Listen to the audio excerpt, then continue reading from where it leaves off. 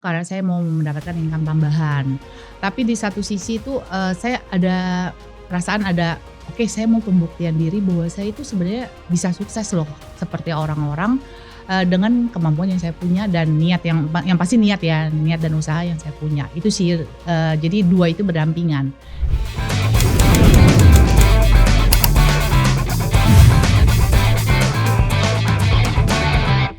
Halo semuanya, selamat datang di Berani Bicara, podcast dari Era Indonesia, tempat kita ngobrol santai tapi tetap berbobot. Di sini para narasumber terpercaya yang telah terbukti lewat prestasi dan pengalamannya akan berbagi cerita, insight, dan inspiratif khususnya bagi para agen properti Era. Kalau pembahasannya mengenai spesialis, sudah mainstream. Kali ini kita akan belajar tentang sesuatu yang tidak kalah penting, yaitu menjaga konsistensi dan terus bertumbuh dari waktu ke waktu. Narasumber kali ini meraih 2 kali predikat top marketing nasional dan sangat dikenal sebagai spesialis kawasan Kelapa Gading. Berhasil membangun tim yang solid, hingga kini juga mulai sebagai investor properti. Sebuah perjalanan yang tentunya melalui proses dan pembelajaran. Hari ini kita akan mengupas cerita di balik pencapaian tersebut. Langsung saja, halo Bu Ting Ting, apa kabar? Hai Bu Anissa. Terima kasih loh sudah datang di podcast Berani Bicara. Oke, langsung saja ya teman-teman semua, kita akan tanyain pertanyaan yang mungkin teman-teman penasaran nih nanya. Sejak pertama kali menginjakkan kaki ke bumi, bukan ya Bu ya, ke Era Indonesia, Ibu udah ngebayangin gak sih bakal jadi top marketing nasionalnya Era? Oke, kalau awal saya gabung, ya pasti saya nggak ada kebayang untuk saya bisa menjadi top 1 ya.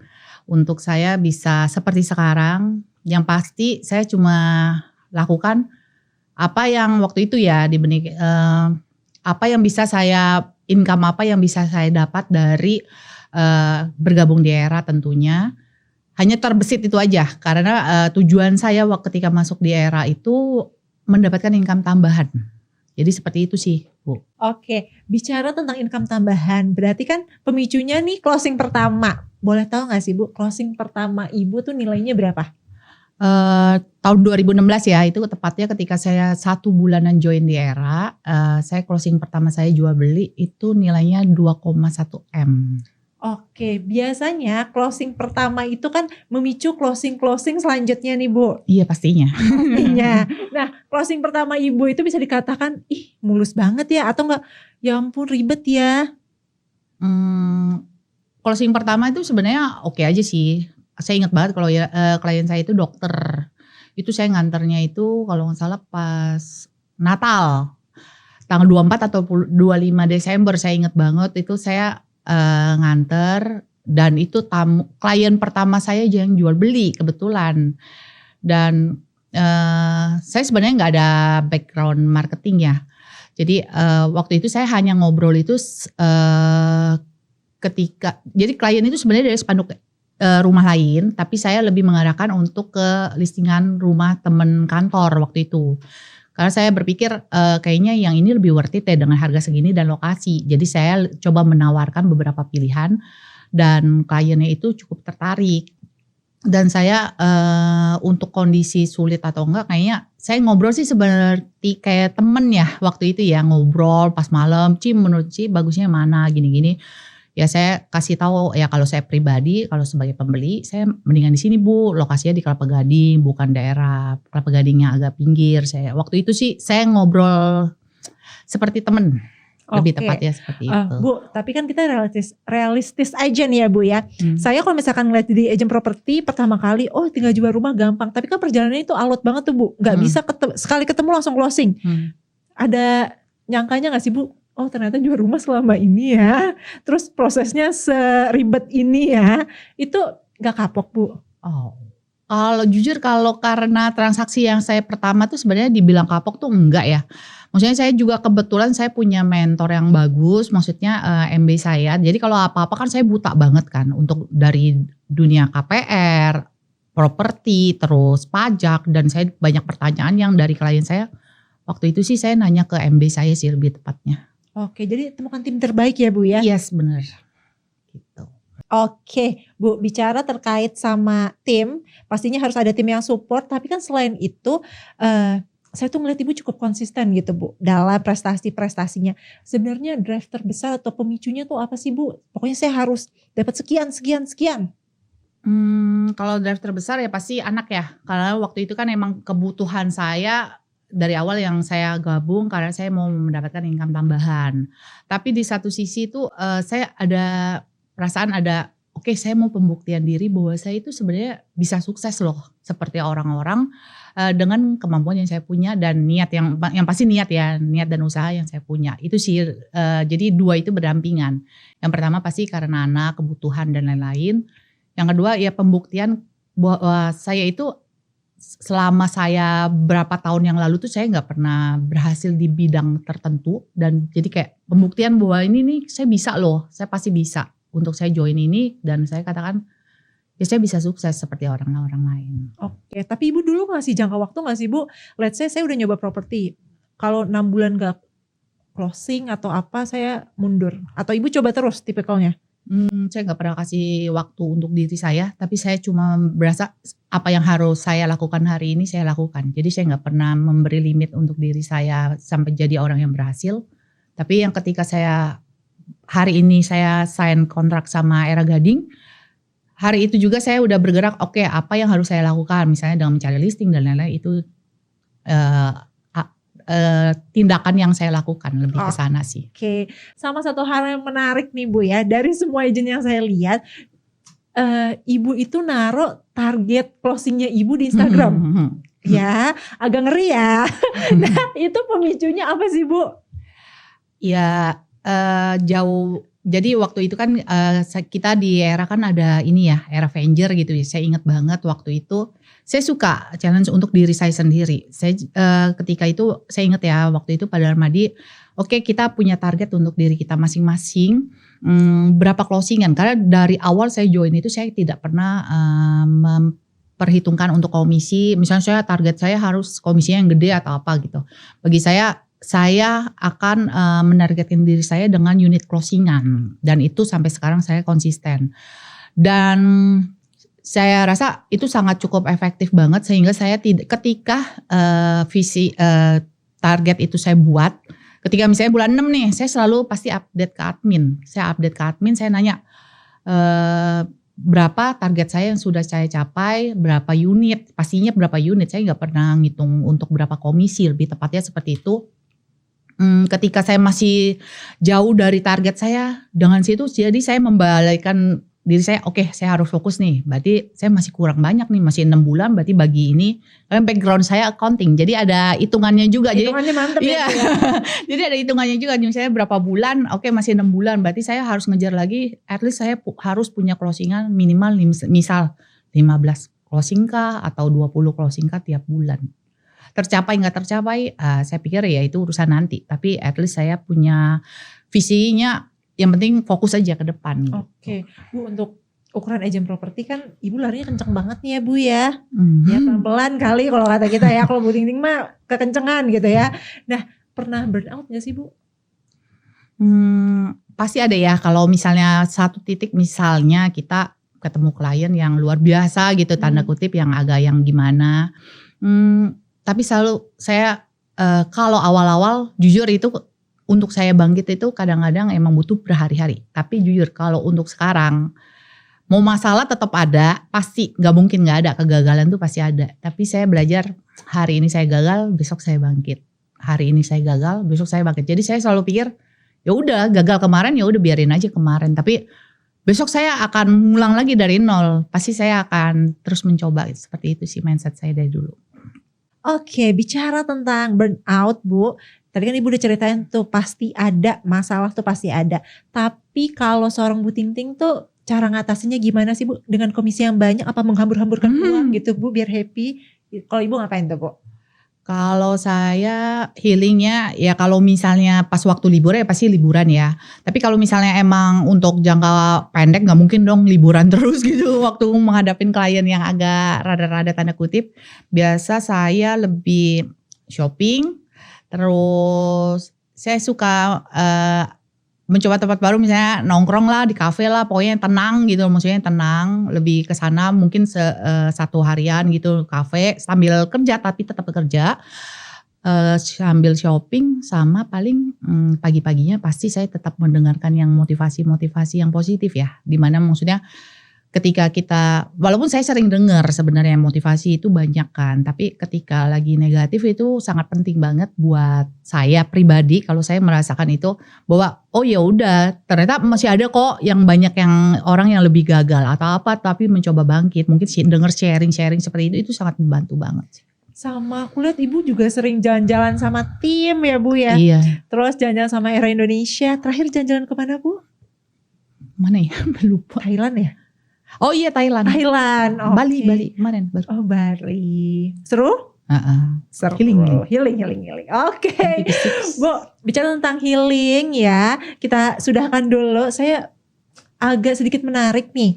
Kenapa Ibu milih spesifik area di Kelapa Gading? Sama saya penasaran, Ibu orang Kelapa Gading apa bukan? Oke. Kalau saya milih Kelapa Gading, satu karena saya tinggal lokasinya di Kelapa Gading. Orang Kelapa Gading. Iya pastinya. Dua, ya karena menurut saya pribadi, saya ketika saya fokus satu area dan saya lihat areanya juga cukup lumayan subur gitu loh, dalam arti pangsa pasarnya dan lain-lain, itu permintaan marketnya juga bagus. Kenapa saya harus pergi ke tempat lain gitu yang mungkin ketika saya ngantor jauh-jauh akan butuh waktu dan tenaga dan pikiran juga pastinya. Kenapa saya harus ke tempat yang lain sementara di ladang sendiri saya masih banyak yang perlu saya garap gitu loh. Saya lebih prinsip dan saya jauh lebih menguasai daerahnya gitu. Karena kan kalau klien nanya pasti kan dia cari agent yang menguasai daerahnya. Oke, ini perbandingan CMA-nya berapa, per meter perseginya berapa, data terjualnya berapa. Itu yang saya pikir ya saya fokusin di sana. Oke, tapi Bu seperti yang semua orang ketahui Kelapa Gading kan persaingannya luar biasa nih Bu ya. Semua bendera ada gitu istilahnya di Kelapa Gading. Sulit gak sih Bu untuk bisa survive di wilayah yang semua agent properti tuh tiap hari ada di situ? Awal sih jujur kaget sih. Saya kaget dengan persaingan di dunia properti di manapun sebenarnya. Tapi karena khususnya saya pegang Kelapa Gading ya pasti saya merasakan di Kelapa Gading gitu. Contoh misalnya awal itu ketika spanduk saya dirobek atau hari ini dipasang besok dibuang, itu awal tuh emang agak kaget gitu. Dan agak sedikit mungkin dalam konteks kan saya nggak ngapain orang itu jahat gitu. Betul. Saya cuma mikir gitu kan. Cuma waktu itu saya ingat ya AMB saya pernah ngomong kita nggak makan harimau, bukan berarti harimau nggak makan kita. Lakuin aja yang terbaik. Hari ini dicopot nggak apa-apa, besok pasang lagi, nggak usah ngebales. Kita lakuin aja yang terbaik. Dan itu sampai sekarang membekas bahkan ke tim saya juga ketika mereka bilang dicopot nggak apa-apa, pasang lagi aja. Terus spanduk juga kan emang kalau di Era Gading sendiri kita dipersiapkan, dibantu juga sama OB. Walaupun kesel nggak kesel secara manusiawi, tapi saya pikir kalau saya buat apa saya keselin, saya mencari tahu orang yang nyopotin juga nggak ada guna kan, mendingan saya fokus aja. Terus rezeki ada yang ngatur. Bu, Ibu kan mainnya di pasar sekunderi nih ya.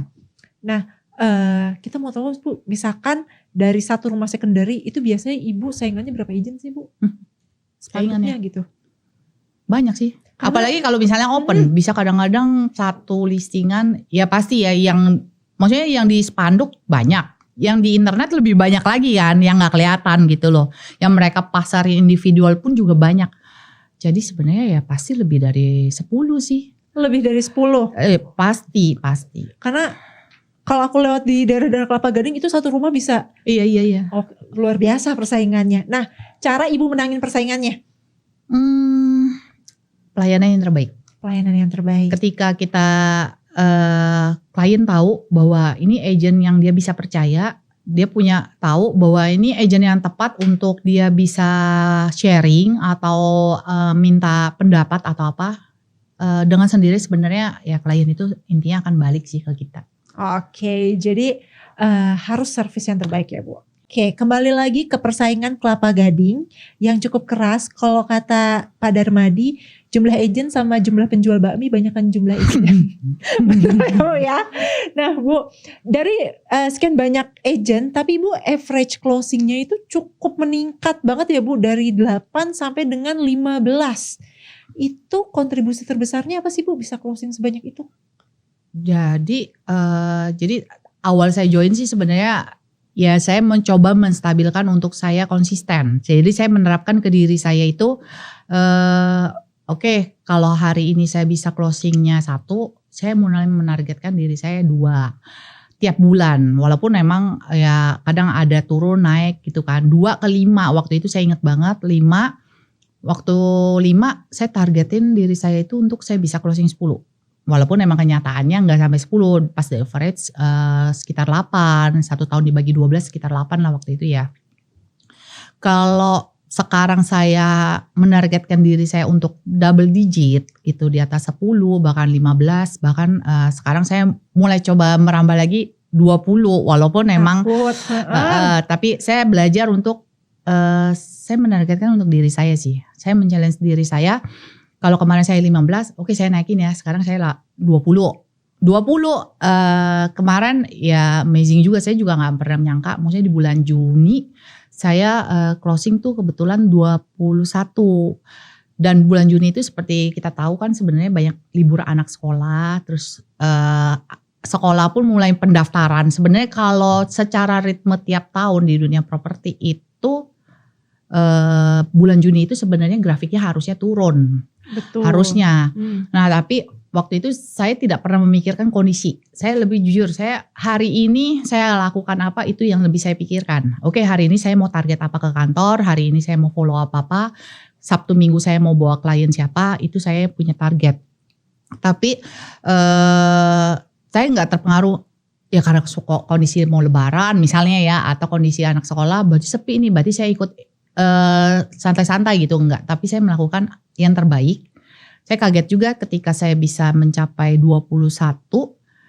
Kalau ininya saya selalu tadi dibilang kan, maksudnya saya selalu menargetkan diri saya selalu next level. Apa yang belum pernah saya capai dalam bulan lalu kah, 10 tahun lalu kah, itu saya harus capai gitu. Itu jadi yang membuat motivasi saya terbesar ketika jadi bersyukur ada, pasti sampai sekarang saya sangat bersyukur kondisi saya. Tapi saya selalu hari pencapaian kemarin tetap kemarin, bulan Juli berarti saya harus mulai 0. Jadi saya selalu, jadi gak pernah berhenti kan. Jadi selalu konsisten, itu yang bikin saya sampai sekarang itu tidak pernah putus, bahkan yang targetnya lebih dari 10. Oke Bu, tapi Ibu kan ada buku nih, 2 buku. Ya kan, Sell Like a Lady sama How to Be Number One. Nah, orang-orang tuh menariknya adalah buku yang Sell Like a Lady. Ya kan. Nah, sebenarnya dari buku tersebut Bu, Ibu setuju gak kalau misalkan dibilang perempuan itu di dunia properti itu lebih unggul daripada laki-laki? Mohon maaf ya yang laki-laki. Karena kebanyakan agent perempuan kan Bu. Iya benar. Setuju gak Bu? Ya setuju. Karena kenyataannya terutama di lingkungan saya ya, terutama tuh banyakan agent yang top-topnya lah ya, ibaratnya yang berhasil itu kebanyakan emang perempuan. Mungkin alasannya satu, perempuan itu lebih tough ya, ketika mungkin ya lebih pikir kadang-kadang kayak kita misalnya mikir buat anak nih, saya harus tough nih, saya buat anak saya kuliah misalnya. Atau kalau perempuan itu lebih dinamis ya, lebih misalnya ngikutin kliennya seperti apa, misalnya kliennya tua, ya kita harus memposisikan kita seperti memperlakukan dia kayak anak kecil. Kliennya tegas, berarti kita harus berubah kayak bunglon, jadi kayak mimikri gitu. Jadi kita berubah kondisi tergantung di lapangan kita seperti apa. Mungkin ya tanda kutip, walaupun gak semua. Mungkin kalau laki-laki agak sulit ya menyesuaikan, ibaratnya meluaskan gitu loh. Kalau kliennya lagi muka galak, dia agak meluaskannya agak lebih sulit sih, lebih gitu. Bu, tapi kalau misalkan Ibu ngelihat dari closing Ibu yang dulu 2 sampai sekarang pernah 21 gitu Bu. Yang menurut Ibu ngebedain Ting-Ting yang dulu sama Ting-Ting yang sekarang tuh apa sih Bu? Ting-Ting yang jual 2 closing sama yang 21 closing tuh bedanya apa sih Bu? Kalau Selain duit yang di rekening ya? ya kalau yang membedakan satu, kalau dulu dengan saya mungkin closing 5 aja saya susah membagi waktu. Oh oke. Jadi kayak misalnya saya selalu mengikutin apa kemauan klien, lebih tepatnya gitu. Jadi waktunya makan, ya saya tahan makannya sampai sore, sampai malam gitu kadang-kadang kan gitu. Jadi kayak susah menolak ya, karena saya pikir, jangan-jangan ini kliennya closing, jangan-jangan itu. Tapi satu ketika tuh saya ketika saya bisa closing 15-20, saya pikir saya lebih jauh bisa membagi waktu dibanding saya closing 5. Karena apa? Ya waktunya saya makan, ya saya makan. Kan namanya kita kan kerja di dunia properti, marketing itu sebenarnya fleksibel ya. Kita bisa menyesuaikan waktu kita dengan klien. Betul. Tapi bukan berarti kita juga harus mengikuti kemauan klien dengan waktunya, dengan jadwal kita yang bentrok atau gimana. Ya waktunya kita liburan, ya kita liburan. Kalau dulu saya, ya jujur saya susah membagi waktu dan susah menolak gitu loh. Tapi kalau sekarang, kok saya merasa sibuk gak? Sibuk. Pusing gak? Kadang-kadang ketika menghadapi klien ada pusingnya, tapi jauh better, lebih baik dibanding berapa tahun yang lalu. Oke, ini tinggal masalah jam terbang aja ya Bu ya, sama time management. Oke, bicara tentang jam terbang, ada nih agent baru yang mau nyemplung ke Kelapa Gading. Itu kira-kira bekal apa yang harus dia bawa? Selain dia tahu kalau MKG itu ada MKG 1, 2, dan 3. Kalau bekal yang pasti harus ada niat ya. Kalau menurut saya ya, segala sesuatu kalau kita niatin dengan hati, ibaratnya kita melakukan yang terbaik, gak usah hitung-hitungan. Terus kalau jadi agent baru ya harus mulai dari nol. Ya ngelisting lah yang sebanyak-banyaknya. Dulu saya lakukan itu sih. Gak ada pikiran ngitungin dulu komisi kah, atau nanti gimana nih, nanti ketemu klien si A saya diomelin. Gak usah banyak terlalu panjang mikirnya. Jadi bertindak dulu, mikirnya belakangan. Dalam arti bertindaknya dalam arti sesuai dengan kewajiban agent lah. Oke, karena Ibu sudah memberikan tips tadi kalau yang mau masuk daerah Kelapa Gading, itu kan juga sekaligus membuka inspirasi banyak orang. Karena saya dengar banyak orang yang join di Kelapa Gading gara-gara Ibu Ting-Ting. Berarti sekarang Ibu sudah punya tim Bu? Ya semuanya tim. Semuanya tim, oke. Apa sih yang memutuskan Ibu tuh ngebangun sebuah tim? Karena kan sebenarnya brandingan Ibu udah cukup kuat, Ratu Properti. Kenapa harus buat tim gitu Bu? Sebenarnya gini, saya katakan ketika saya bisa posisi sekarang, saya nggak pernah bisa sendiri. Dan saya yakin karena saya pernah ngejalanin yang tadi dibilang 5 segala macam, mungkin dulu tim yang nggak begitu besar, dengan kantor kita yang lumayan cukup besar dan timnya cukup banyak, itu juga kita memanage ya pasti pekerjaan gitu, mengatur. Terus pastinya itu membuat saya juga naik ya, karena ketika tim saya juga membantu dalam hal misalnya mereka kan listingnya cukup banyak, cukup kuat, ya kita kerjasama, misalnya saya bagian di bagian pembelinya sehingga terjadilah closing, lebih ke sana sih. Jadi kalau saya dibilang kalau secara tim saya bisa seperti sekarang karena di belakang saya itu ada tim-tim support saya yang bisa buat saya naik seperti sekarang. Oke, dan kalau misalkan saya lihat timnya memang mostly kan tadi ibu-ibu ya Bu. Bu, kenapa sih milihnya tuh ibu-ibu? Biarpun perempuan tuh kalau di dunia properti istilahnya lebih fleksibel kata Ibu. Tapi bukannya dalam tim itu biasanya konfliknya lebih sering ya Bu, kalau kebanyakan perempuan gitu ya Bu ya. Ya sebenarnya gini, itu balik lagi kalau konflik dan lain-lain itu karakter ya. Mau laki-laki mau perempuan juga sama aja. Kalau karakternya emang gak cocok ya mungkin tidak bisa masuk dalam tim, lebih ke sana ya. Tapi kalau misalnya perempuan itu secara angka ritme ini maksudnya di kantor kita sendiri yang sudah dijalanin itu jauh lebih ibaratnya gini loh, lebih yang udah lakuin aja sekarang, apalagi tipe mama sekarang gitu. Kebetulan yang tipe yang ibaratnya mau panas-panasan, gak ada kendaraan, yang saya pikir ya saya dulu juga seperti itu gitu loh. Gak ada kendaraan pun kita bisa naik Gojek atau barengan sama temen, survei bareng dan lain-lain atau keliling bareng. Tapi itu, dan survei membuktikan emang kenyataannya bukan membeda-bedakan, tapi ya kenyataannya emang seperti itu. Para perempuan ya ibaratnya emang seharusnya tuh lebih tough banget buat ngadepin klien segala macem, lebih ke sana. Bu, kalau dulu kan ibu burnout, ibu pasti ngasih semangatnya buat diri sendiri nih. Nah sekarang harus ada energi untuk ditransfer ke timnya ibu. Ya, nah biasanya energi apa sih atau kata-kata motivasi apa sih kalau misalkan let's say timnya lagi down atau misalkan penjualannya lagi turun, itu biasanya kata-kata apa sih Bu yang paling sering ibu bilang? Jangan pernah fokus gagalan. Pemenang bukan seorang yang tidak pernah gagal, tapi tidak pernah berhenti mencoba. Jadi selalu quotes itu yang selalu saya pegang, bahkan saya info ke tim bahwa lakukan yang terbaik, kegagalan biarlah menjadi cerita yang kemarin, tapi yang besok ya mulai lagi dari nol, bangkit, semangat, ya rezeki ada yang ngatur. Yang kita nggak pernah tahu, ketika hari ini saya ngantor tiba-tiba ada yang DP, tiba-tiba ada yang tiba-tiba ditelepon nih saya mau DP. Itu sangat sering terjadi, dan ketika saya hanya mikirin kegagalan yang kemarin, ya mungkin kita akan menghilangkan kesempatan yang di depan. Oke, Bu, selain motivasi, ketika ibu dapat atau nerima agent baru, itu kan pasti ada saringannya Bu. Kalau aku mau masuk ke timnya ibu nih, itu biasanya yang ibu terima tuh orang kayak apa, sama yang ibu tolak tuh kayaknya nggak bisa nih, itu ada nggak Bu? Karakter. Kalau dari awal udah karakternya tanda kutip ya, ini hitungannya komisi gimana, ini di kantor ini enggak, di hal ini, sementara yang jalan ini ada database nggak dari kantor, ada ini enggak, terus dapatnya apa lebih, apa belum juga kerja, nuntutnya semuanya banyak, ya udah mendingan ibu cari dulu tempat yang lain. Paling biasa diarahin begitu ya, menolak halus ya orang ngomong ya. Karena ibaratnya gini, karakter itu modal utama orang untuk bekerja ya. Betul. Dimanapun ya, mau jadi agent, mau jadi siapapun lah.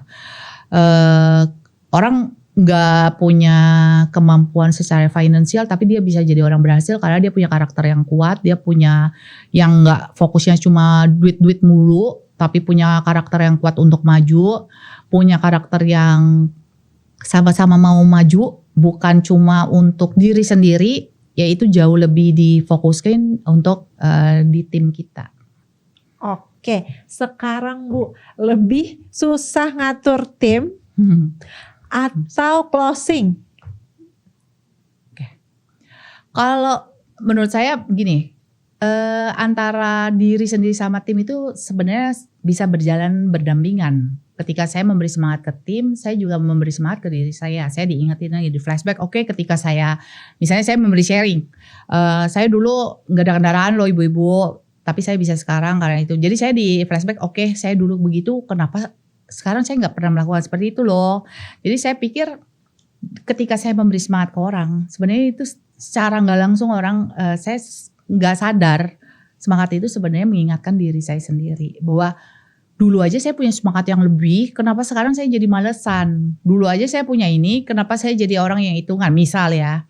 Jadi itu yang selalu merimain saya, sehingga ketika saya emang memberi semangat gitu, kadang yang misalnya tiba-tiba tim kita lagi misalnya lagi kondisi ekonominya kurang gitu cukup baik, ya selalu saya bilang, yo Bu, pasti semangat, pasti bisa. Rezeki ada yang atur, kita ini sendiri. Dengan kata-kata itu kan saya dengar. Kata-kata itu yang memberi semangat juga secara gak langsung ke diri saya. Bu, ada gak sih dari timnya ibu yang pas ibu lihat tuh sampai terharu gitu loh Bu?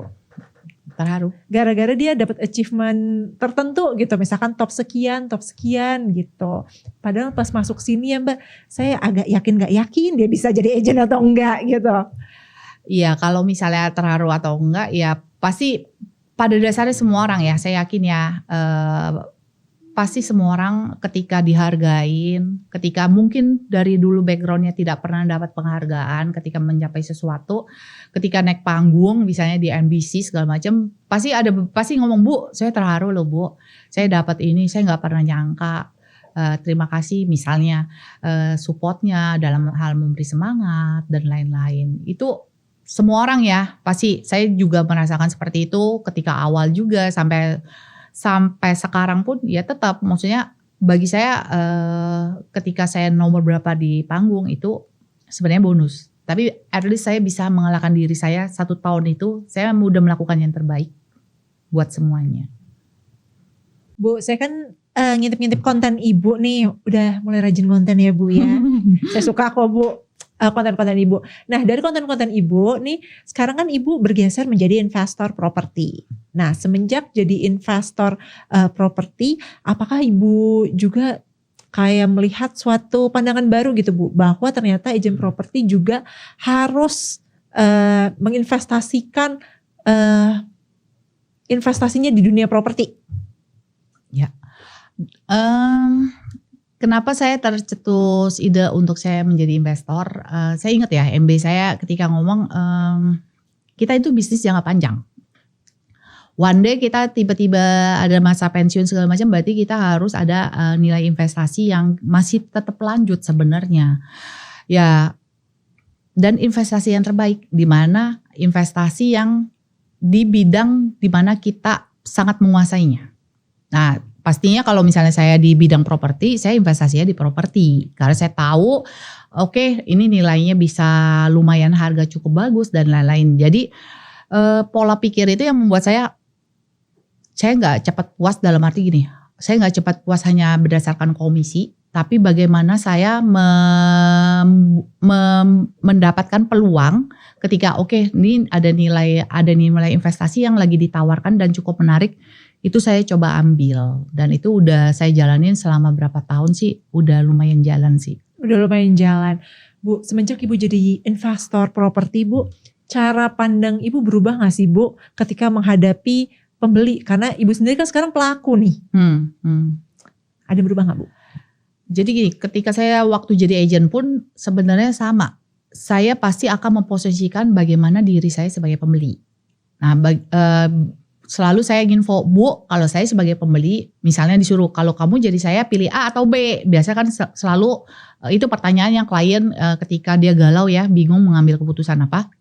Saya bilang, Bu, ini nilai plusnya ini, nilai negatifnya ini, yang ini juga sama.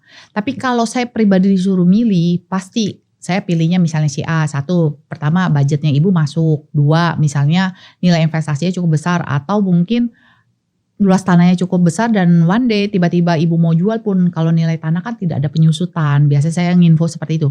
Jadi kalau untuk perubahan terhadap sebagai investor dan ini seharusnya sih enggak ya. Karena dari awal pun saya memposisikan saya bagaimana ketika saya menawarkan klien itu sebagai pembeli. Bu, kayaknya bagusnya ini deh Bu. Bu, bagaimana, dan itu yang mungkin bisa selama 10 tahun ini klien saya trust gitu loh. Maksudnya saya nggak ada yang saya tutupin. Maksudnya, Bu, ini nilai plusnya ini loh, ini negatifnya ini loh. Dan itu membuat trust dan sehingga mereka berasa, oh iya bener juga ya yang saya ngomong gitu. Seperti itu sih. Bu, kalau misalkan saya lihat daerah Kelapa Gading itu kan cukup beragam Bu jenis usahanya. Nah, kalau misalkan sekarang investor tuh nyari buat apa sih Bu kebanyakan?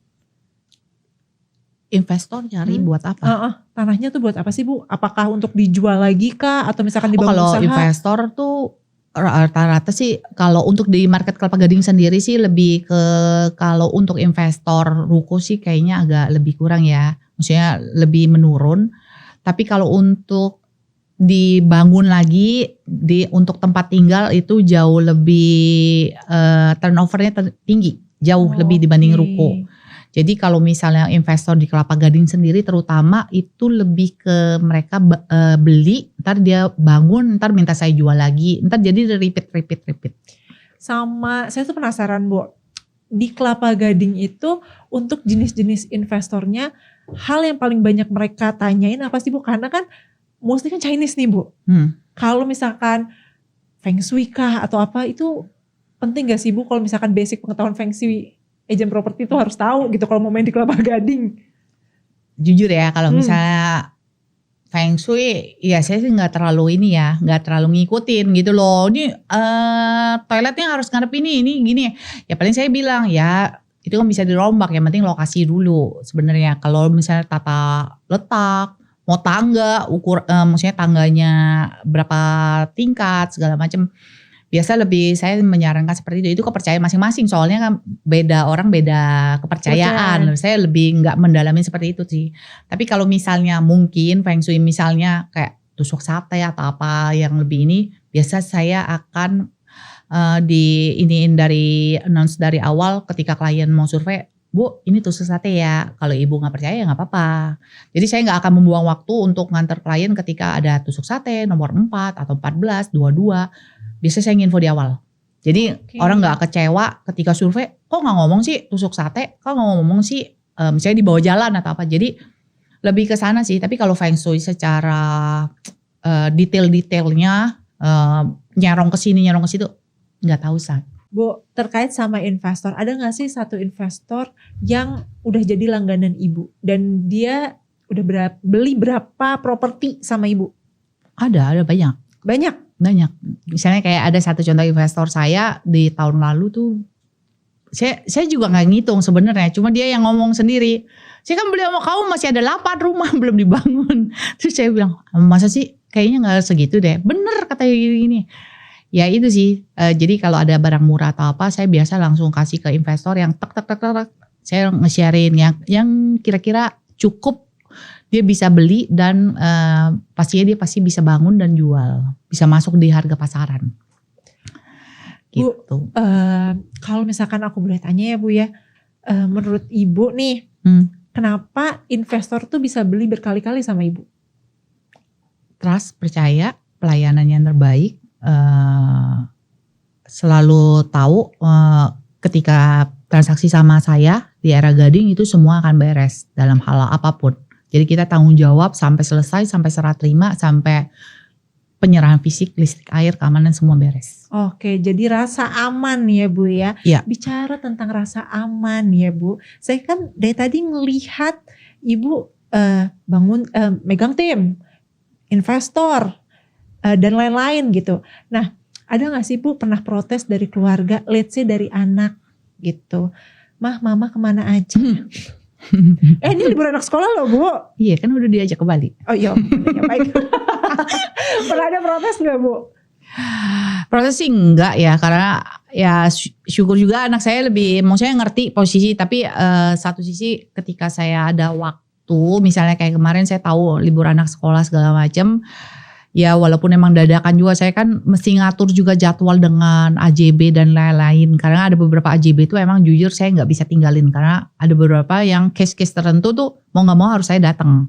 Jadi itu yang saya harus menunggu dulu jadwal dari klien. Sampai kliennya jadwalnya kosong, saya langsung yaudah dadakan deh. Ini ya mau gak mau kan pasti ada resiko yang dibayar. Misalnya dadakan seperti itu pasti harga tiketnya dan lain-lain lebih mahal dan lain-lain. Tapi saya pikir ya itu ada cost yang dibayar, tapi ada keuntungan kan yang diterima gitu loh. Itu klien juga jadi happy gitu. Jadi ibaratnya ada rasa tanggung jawab. Kecuali kalau misalnya emang udah kita planning jauh-jauh, ya mau gak mau pasti saya akan info di awal. Seperti itu ke klien. Berarti aman ya Bu ya, jangan diprotes sama anak ya Bu ya. Aman-aman. Aman-aman. Oke Bu, kalau misalkan ditempatkan di suatu momen antara kantor nih harus ketemu klien nih, tapi hari ini misalkan harus ada acara keluarga atau misalkan acara ngambil rapot anak lah, udah janji dan lain-lain, Ibu pilih yang mana tuh? Kalau ambil rapot kan sebenarnya jadwalnya udah dari awal-awal kan, atau acara keluarga kan, biasa pasti tetap saya utamain yang itu. Kalau misalnya kalian, Pak sorry ya Pak, kalau Bapak mau tetap segitu, saya mungkin dibantu sama tim saya. Biasanya saya seperti itu sih, karena saya sudah ada janji dulu dan lain-lain, ada keperluan keluarga atau apakah, biasa saya tetap info. Oke, karena belajar dari yang dulu-dulu, karena sometimes Bu saya ngelihat agent properti yang baru nih, kayak Mbak saya disuruh nunggu loh Mbak 3 jam 4 jam gitu kan, agent-agent baru harus sudah mulai belajar time management ya Bu ya. Iya, pastinya. Oke, biasanya saya mau tahu dong Bu rutinitas Ibu dari pagi sampai malam dan biasanya balesin chat klien. Ya, itu paling malam jam berapa? 9. Jam 9. Kalau misalnya lebih dari jam 9, kalau urgent banget misalnya mau itu, tapi itu jarang banget sih, saya sekarang agak jarang sih. Kalau misalnya 9 pun paling by WA, tapi kalau dia telepon sorry Pak WA dulu ya. Karena menurut saya nggak urgent, biasa seperti itu sih. Saya jadi membatasin waktu untuk diri saya, ya waktu istirahat ya istirahat. Dibanding saya nggak selesai-selesai, balas klien mah sampai jam 11 malam juga ada yang WA. Tapi itu biasa saya pending sampai ke besok. Kalau waktu untuk keluarga khusus ada nggak Bu? Selain liburan lama gitu, misalkan Sabtu Minggu khusus. Iya, kalau misalnya Sabtunya saya sibuk, biasa saya Minggu ajak anak. Biasa kalau hari Minggunya yang sibuk ya saya atur dia hari Sabtunya saya pergi gitu. Entah dia Oke. makan atau apa, ya pasti saya pergi. Lebih seperti itu Tapi sih. sering gak sih Bu ngajak Anda ketemu klien? Enggak. Enggak. Oke. Nah, Berarti udah ada time manajemennya sendiri ya Bu ya. Oke, sebelum saya lupa nih Bu ya, saya pengen Ibu titip pesan kepada teman-teman agent yang baru. Ibu ngibaratinnya adalah Ibu pertama kali jadi agent di era nih. Kira-kira nasihat-nasihatnya apa aja? Dosa-dosa apa aja yang harus dihindari? Iya, kalau saya ketemu di saya waktu awal, saya cuma mau ngomong terima kasih buat masa lalu. Ada masa lalu sehingga saya bisa menjadi orang yang sekarang, saya menjadi orang yang tough sehingga saya bisa menjadi orang yang berhasil dan saya bisa seperti sekarang. Luar biasa. Dan perbincangan hari ini dari perjalanan Bu Ting Ting, kita belajar bahwa kesuksesan bukan dibangun dalam semalam. Dibutuhkan alasan yang kuat untuk terus melangkah, keberanian untuk tetap fokus ketika orang lain memiliki jalan yang berbeda, kemauan untuk terus bertumbuh menjadi seorang leader, serta visi yang lebih besar hingga akhirnya mampu membangun aset dan menciptakan kesempatan bagi orang lain. Terima kasih Ibu Ting Ting sudah berbagi perjalanan pengalaman dan pembelajaran yang begitu menginspirasi. Terima kasih juga untuk semua yang telah menyaksikan Berani Bicara. Sampai jumpa.